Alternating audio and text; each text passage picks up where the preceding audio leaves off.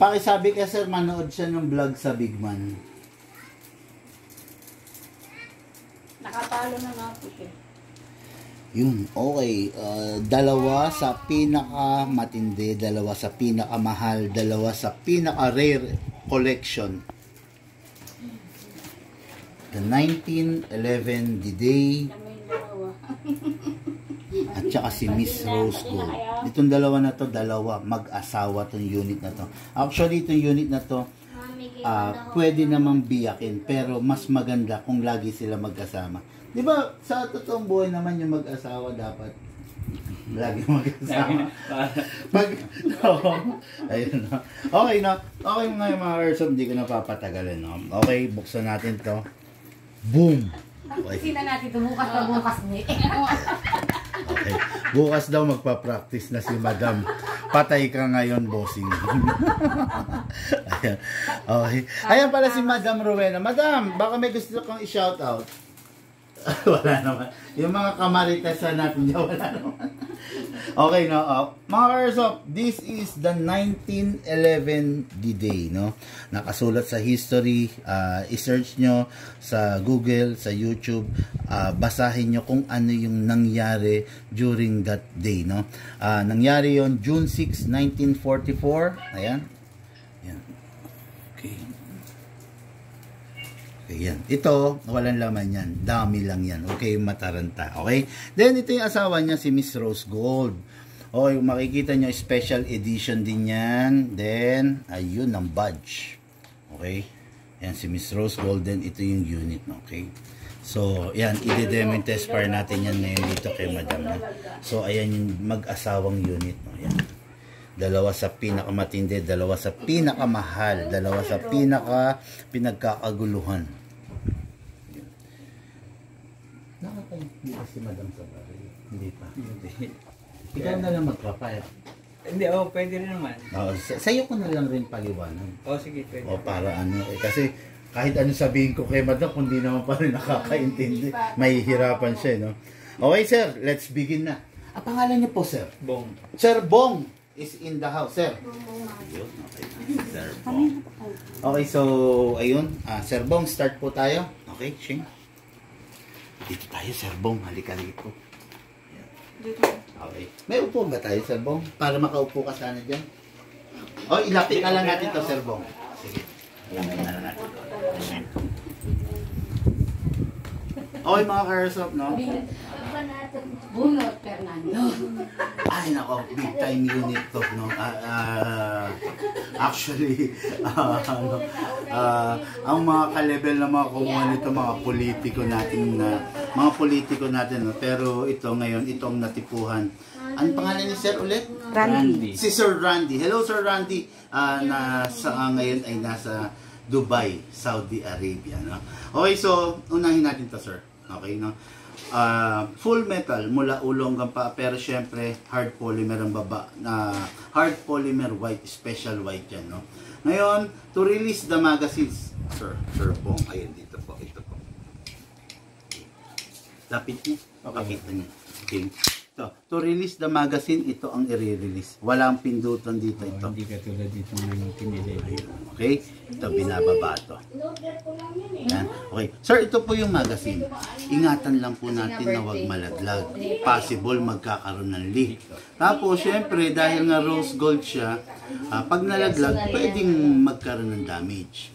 Itong po unit na to, hanggat maaari, kung maikikip natin, maipe-preserve, mas maganda kasi tumataas ang value nito. Okay?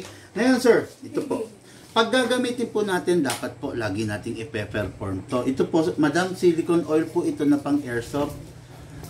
Friendly po siya sa mga rubber. May mga rubber parts po kasi ito. Huwag po natin gagamitin ng ibang oil like WD-40. Hindi po pwede sa airsoft yun. Okay po? Press lang po natin to, sir. Pindutin po. Okay? Tapos, sprayan po natin. Okay. After that, okay na po yan. Ito po. Dito po sa ilalim. Spray po. Okay? After that, hello shoutout kay Sir Randy. Kasap po natin to. Okay? Ayan, number 1. Pag kinasa, ilalak po natin to. Para po, mai-sprayan natin yung loob. Okay? Ito pong unit nyo, sir, wala na pong kailangang i-upgrade. Pero kung gusto nyo i-upgrade, pwede pa naman. Pero sa ngayon, lahat ng nandito upgraded. Ultimo yung nozzle at saka hop-up rubber. Alam ko medyo hindi ka familiar doon sa hop-up rubber. Pero later on, makakabisado nyo yun. Yan, hop-up rubber, ito po yan yung kulay green. Okay po. Then, spray lang po natin dito. Yun lang naman, sir. Then, release. Tapos, rest. Okay? Wala po siyang hammer. Hindi tulad ng 1911. Ang hammer po nito, nasa loob po. Okay po. Tapos, ito po yung gas. Okay? Ayan. Pag maglalagay po tayo sa magazine, lagi po pataob. Pataob po, then, press down. 1, 2, 3. Okay. Nilagyan ko mga hours of 3 seconds, hindi katulad dun sa 4 seconds. No? Kasi bagong-bago to. Para madaanan muna at saka magkaroon ng matinding load yung mga valve, no? Para masanay siya. Then later on, pwedeng 2 seconds na lang. Yung 2 seconds mo, sir, kaya nang pumutok ng 40 to 50 to 60 shots. Okay po. Ngayon po, sir, maglalagay naman po tayo ng bala. Sa paglalagay po ng bala, hatakin lang po natin pababa to. Okay?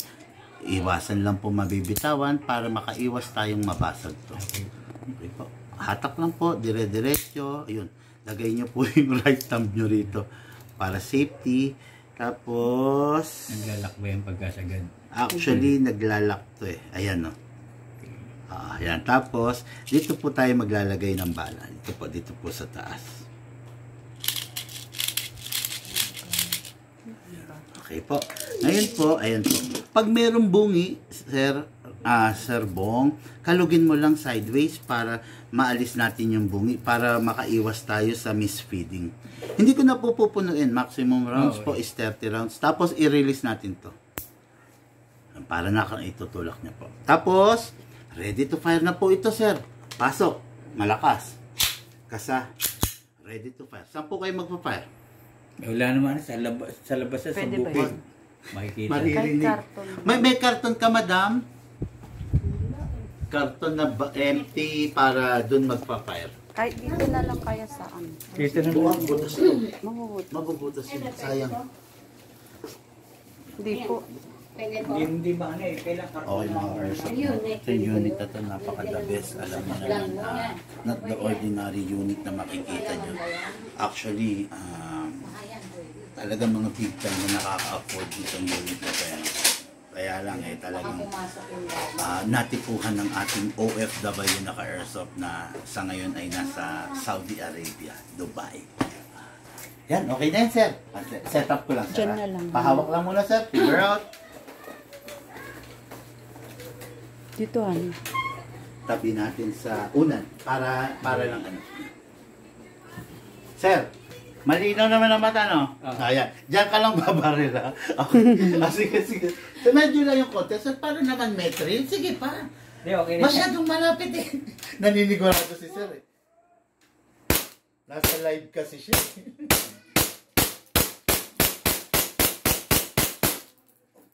Biggie, gangster. Sige, ako na sir. Yan. Okay, mga airsoft, nag-open slide, no? Kasi wala ng bala. Next thing to do, release the magazine. Okay, then release the slide. Tapos rest the hammer. Hammer nasa loob, sir. Yun. Tapos, ito may tirang hangin, pwede nang ipasok. Okay? Pwede na ma-stack siya na kahit may hangin. Nang Mas ilang maganda. araw lang, sir. Kailangan. Huwag naman isang buong buwan. Hindi or ubusin mo na yan. mas maganda ubusin. Pero ngayon, nagbabanta si madam eh. Sabi niya, ako naman bukas eh. Kaya narinig ko eh. kaya hindi na natin papasingawin yung sobrang hangin, madam. I'm Pero sure. kung sakaling gusto pa singawin, pwede mo na kahit hindi putok, pwede mong i-press. Halimbawa lang, sige, na gusto mo na talaga siyang pasingawin. Ito, press mo lang po ito. Yun. Press ko na para makita niyo. Sige. Okay na. Yan, wala na pong hangin yan. Safe na pong Kasi, itabi kahit mga pag tinabi mo yan, may ilang buwan. Maano yung goma niya, rubber. Yes, apo. Yan. Okay mga airsoft, no? Miss Rose Gold, ang asawa ng 1911 D-Day. And now, for the main event. Grabe. Ano nga, montage mo na ano yan. Dali lang. Pa-focus lang. Okay.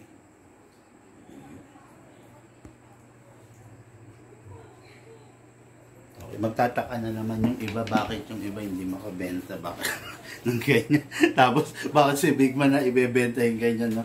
Kasi nga, yung mga sabi ko nga sa inyo, yung mga customer ni Big Man, hindi toxic. Yung mga customer ng Big Man, yun talagang mga may pinag-aralan, yun talagang mga ano, hindi mga squammy ang ugali, no? Kaya, yun ang lamang natin sa eBay. Okay? This is the 1911 D-Day. Ito na, yung sabi ko sa inyo, isa sa mga pinakamahal na airsoft na pwede mong makamtan, no? Ito, kung i-collection mo, i-display mo, talaga namang, ano to, kung tawagin, Holy Grail. Ano ba? Yun yung term, di ba? Holy Grail, and gamer sa lahat ng mga collection series, no? Wala nang sinabi yung mga John Wick collection dito pag ito na yung humarap. Okay? This is the 1911-1945 D-Day, no? So, what is good and special about this? Purong metal mula ulo hanggang paa. Ang grip niya, real wood. Okay? Release the magazine. Kung makikita nyo ang magazine, gold. Okay? Then, kasa natin, ilock natin. Kung mapapansin nyo, ang Hapap rubber, color green. Napakaganda, premium Hapap rubber yan. Naka-upgrade na rin ang hammer protection pad. Okay? Naka-fine tuning and naka-trigger job na rin. Okay? Ngayon, sir, release ko na ito, ha? Ready na po tayo.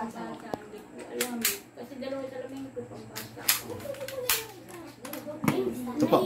Ganun pa rin po. Press the magazine. Ito po. Press. Okay, then dito po sa ilalim. Okay?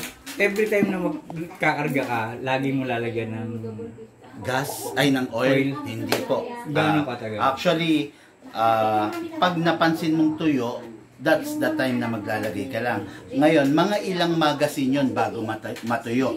Mga nasa 10 to 15 full rounds of magazine, kailangan mo na mag-spray ulit.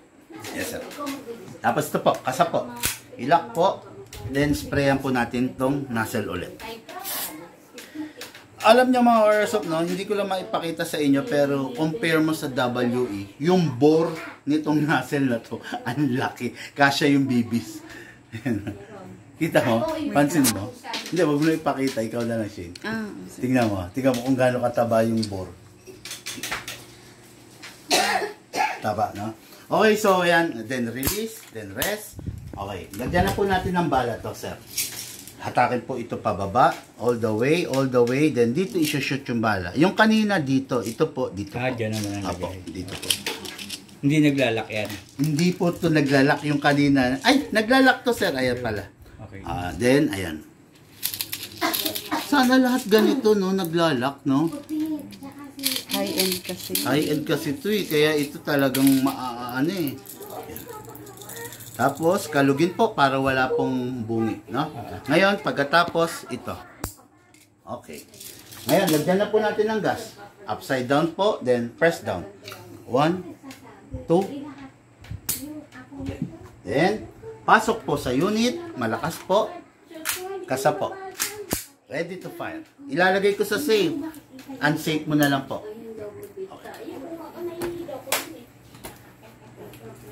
Okay, firing again. Sir Bong. Isang ba? Kaya mo? Wag muna. Baka mabigla siya.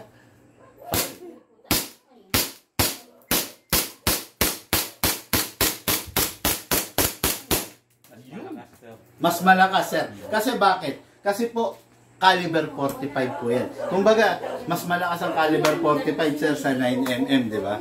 Ayan. Kaya talagang panlalaki yan. Okay, release, then release again, sir. Tapos rest. Yun, okay, tama. Okay. Okay, mga airsoft, no? Ay, yun pa. May tirang hangin. Kasi ngayon ko ba? Oo, kasi hindi naman magagana. Kasi gawin lang muna yung hangin. Sige, pag gagamitin nyo po, repilan nyo na lang. Tapos, meron po akong video na ginawa. Pwede nyo po panoorin nyo, madam. Para pag, mag-practice ka habang wala si sir. Pasigawin daw natin. Saan eh? Saan tayo? Sige. Para wala ko.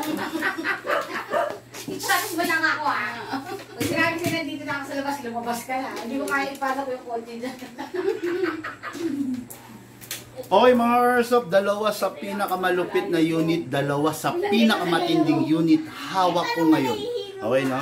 Dalawa sa pinakamalupit, pinakamatindi, hawak natin ngayon para dito sa ating ka-airsoft na si Sir Bong, representative ni Sir Randy and Madam Rowena. Okay.